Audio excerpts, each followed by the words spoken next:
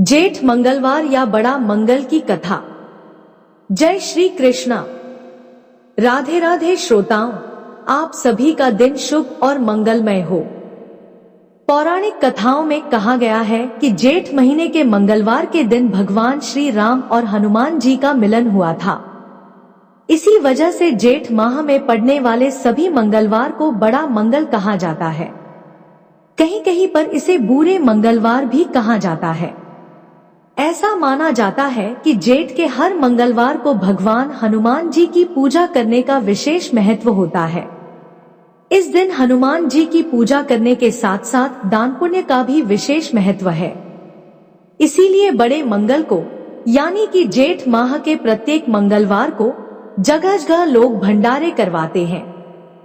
जितना महत्व जेठ महीने के हर मंगलवार को हनुमान जी की पूजा और व्रत करने का होता है, उतना ही महत्व इनकी कथा पढ़ने व सुनने का भी होता है। तो आज इस वीडियो में हम आपको जेठ माह में पड़ने वाले मंगलवार की व्रत कथा सुनाने वाले हैं।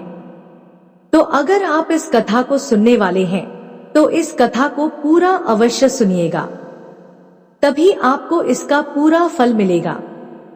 तो चलिए शुरू करते हैं मंगलवार की व्रत कथा। व्यास जी ने कहा कि एक बार नैमिषारण्य तीर्थ में 80,000 मुनियों ने एकत्र होकर पुराणों के ज्ञाता श्री सूत जी से पूछा, हे महामुनि, आपने हमें अनेक पुराणों की कथाएं सुनाई हैं। अब कृपा करके हमें ऐसा व्रत और कथा बताएं जिसे करने से संतान की प्राप्ति हो तथा मनुष्यों को रोग, शोक, अग्नि, सर्व दुख आदि का भय दूर हो जाए, क्योंकि कलयुग में सभी जीवों की आयु बहुत कम है। फिर अगर इस पर इन्हें रोग चिंता के कष्ट सताते रहेंगे तो फिर वे श्री हरि के चरणों में अपना ध्यान कैसे लगा सकेंगे। तब श्री सूत जी कहते हैं, हे मुनियों, आपने लोक कल्याण के लिए बहुत ही उत्तम प्रश्न पूछा है। एक बार युधिष्ठिर ने भगवान श्री कृष्ण जी से लोक कल्याण के लिए यही प्रश्न किया था।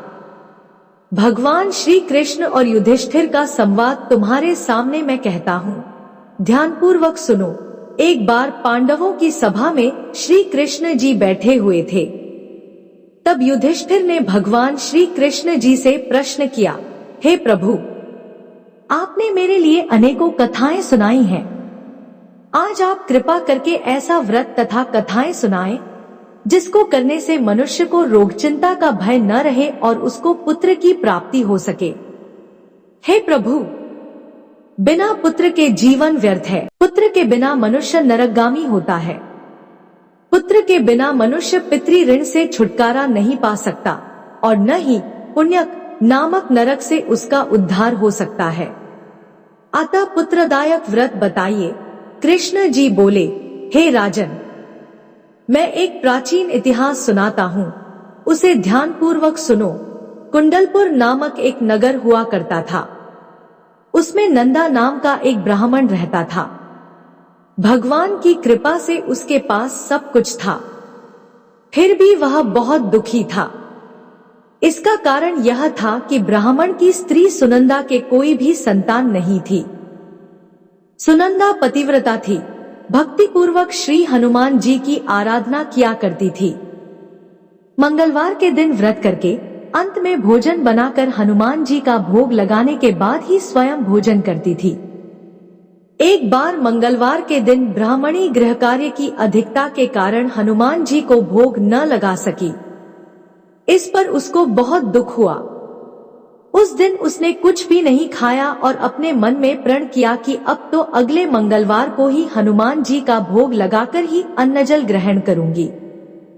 ब्राह्मणी सुनंदा प्रतिदिन भोजन बनाती, श्रद्धा पूर्वक अपने पति को खिलाती, परंतु स्वयं भोजन नहीं करती और मन ही मन में हनुमान जी की आराधना करती रहती थी। इस प्रकार 6 दिन गुजर गए और ब्राह्मणी सुनंदा अपने निश्चय के अनुसार भूखी प्यासी निराहार रही। अगले मंगलवार को ब्राह्मणी सुनंदा प्रातः काल ही बेहोश होकर गिर पड़ी। ब्राह्मणी सुनंदा की इस असीम भक्ति के प्रभाव से श्री हनुमान जी बहुत प्रसन्न हुए और प्रकट होकर बोले, हे सुनंदा, मैं तेरी भक्ति से प्रसन्न हूँ। तू उठ और वर मांग। सुनंदा अपने आराध्य देव श्री हनुमान जी को देखकर आनंद की अधिकता से व्याकुल हो गई और श्री हनुमान जी के चरणों में गिरकर बोली, हे प्रभु, मेरी कोई संतान नहीं है, कृपा करके मुझे संतान की प्राप्ति का आशीर्वाद दे, आपकी अत्यधिक कृपा होगी। श्री महावीर बोले, तेरी इच्छा अवश्य ही पूर्ण होगी, तेरे एक कन्या पैदा होगी, उसके अष्टांग प्रतिदिन सोना दिया करेंगे। इस प्रकार कहकर श्री महावीर जी अंतर्धान हो गए। ब्राह्मणी सुनंदा बहुत हर्षित हुई और सभी समाचार जाकर उसने अपने पति को कहे। ब्राह्मण देव कन्या का वरदान सुनकर अत्यधिक दुखी हुए, परंतु सोना मिलने की बात सुनी तो वह बहुत प्रसन्न हुए। उन्होंने विचार किया कि ऐसी कन्या के साथ मेरी निर्धनता भी समाप्त हो जाएगी। श्री हनुमान जी की कृपा से ब्राह्मणी गर्भवती हो गई और 10वें महीने में उसे बहुत ही सुंदर पुत्री प्राप्त हुई। वह बच्ची अपने पिता के घर में ठीक उसी तरह बढ़ने लगी जिस प्रकार शुक्ल पक्ष का चंद्रमा बढ़ता है। 10वें दिन ब्राह्मण ने उस बालिका का नामकरण संस्कार कराया। उसके कुल पुरोहित ने उस बालिका का नाम रत्नावली रखा, क्योंकि वह कन्या सोना प्रदान किया करती थी। इस कन्या ने पूर्व जन्म में बड़े ही विधि विधान से मंगल देव का व्रत किया था। रत्नावली का अष्टांग बहुत सारा सोना देता था। उस सोने से नंदा ब्राह्मण बहुत ही धनवान हो गए। अब ब्राह्मणी भी बहुत अभिमान करने लगी। कुछ समय बीतता रहा। अब रत्नावली 10 वर्ष की हो चुकी थी। एक दिन जब नंदा ब्राह्मण प्रसन्नचित्त था, तब सुनंदा ने अपने पति से कहा कि मेरी पुत्री रत्नावली विवाह के योग्य हो गई है। अब आप कोई सुंदर तथा योग्य वर देखकर इसका विवाह कर दें। यह सुनकर ब्राह्मण कहने लगा कि अभी तो रत्नावली बहुत छोटी है। तब ब्राह्मणी बोली कि शास्त्रों की आज्ञा है कि कन्या 8वें वर्ष में गौरी, 9 वर्ष में राहिणी, 10वें वर्ष में कन्या, इसके पश्चात रजस्वला हो जाती है। गौरी के दान से पाताल लोक की प्राप्ति होती है, राहिणी के दान से बैकुंठ लोक की प्राप्ति होती है, कन्या के दान से इंद्रलोक के सुखों की प्राप्ति होती है। अगर हे पतिदेव, रजस्वला का दान किया जाता है तो घोर नरक की प्राप्ति होती है। इस पर ब्राह्मण बोला कि अभी तो रत्नावली मात्र 10 वर्ष की ही है। मैंने तो 16-16 साल की कन्याओं के विवाह कराए हैं, अभी जल्दी ही क्या है। तब ब्राह्मणी सुनंदा कहती है कि आपको तो लोभ अधिक हो गया है लगता है। शास्त्रों में कहा गया है कि माता पिता और बड़ा भाई रजस्वला कन्या को देखते हैं तो वे अवश्य ही नरकगामी होते हैं। तब ब्राह्मण कहता है कि अच्छी बात है, कल मैं अवश्य ही योग्य वर की तलाश में अपना दूत भेजूंगा। दूसरे दिन ब्राह्मण ने अपने दूत को बुलाया और आज्ञा दी कि जैसी सुंदर मेरी कन्या है, वैसा ही सुंदर वर इसके लिए तलाश करो। दूत अपने स्वामी की आज्ञा पाकर निकल पड़ा। पंपई नगर में उसने एक सुंदर लड़के को देखा। यह बालक एक ब्राह्मण परिवार का गुणवान पुत्र था। इसका नाम सोमेश्वर था। दूत ने इस सुंदर व गुणवान पुत्र के बारे में ब्राह्मण को बताया। ब्राह्मण नंदा ने भी सोमेश्वर को पसंद किया और फिर शुभ मुहूर्त में विधि विधान पूर्वक कन्यादान करके ब्राह्मणी संतुष्ट हो गए। परंतु ब्राह्मण के मन में तो लोभ समाया हुआ था। उसने कन्यादान तो कर दिया, परंतु वह बहुत खिन्न भी था। उसके मन में विचार आया कि रत्नावली तो अब चली जाएगी, मुझे जो सोना मिलता था अब वह भी नहीं मिलेगा। मेरे पास जो कुछ भी धन था उसके विवाह में खर्च हो गया। जो भी शेष बचा है वह भी कुछ दिनों में समाप्त हो जाएगा। मैंने इसका विवाह करके बड़ी भूल कर दी है। अब कोई ऐसा उपाय हो कि रत्नावली मेरे घर वापस आ जाए और अपने ससुराल भी ना जाए। लोभ रूपी राक्षस ब्राह्मण के मस्तिष्क पर छाता जा रहा था। रात भर अपनी शैया पर बेचैनी से करवटें बदलते बदलते उसने एक बहुत ही क्रूर निर्णय लिया।